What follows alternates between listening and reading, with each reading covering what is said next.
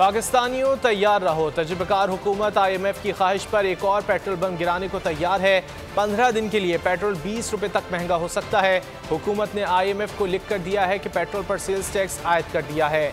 सब्जियां, दालें और चावल वगैरह भी महंगे हो सकते हैं। अब कीमत होगी और भी ज्यादा। मुल्क में पेट्रोल मजीद महंगा होने का इम्कान, क्योंकि अक्टूबर से पेट्रोलियम मसनूआत पर 10.5% सेल्स टैक्स आयद किया जाएगा। पाकिस्तान की तरफ से IMF को भेजे गए लेटर ऑफ है। सिर्फ यही नहीं, खाने पीने की चीजें भी मजीद महंगी हो सकती हैं, क्योंकि टैक्स अहदाफ में कमी हुई तो ज़राई शोबे की सेल्स टैक्स भी छूट खत्म कर दी गई। हुकूमत ने IMF को ज़राई अद्वियात, खाद, ट्रैक्टर्स पर सेल्स टैक्स छूट खत्म करने की यकीन दहानी कराई है, जिससे 150 अरब रुपए का रेवेन्यू हासिल किया जा सकेगा। हुकूमत तो रेवेन्यू हासिल करेगी, लेकिन अवाम के लिए आटा, चीनी, दालें और चावल हासिल करना मुश्किल हो जाएगा। मैं हूँ जैस्मीन मंजूर और आप मुझे देखेंगे सिर्फ बोल पर।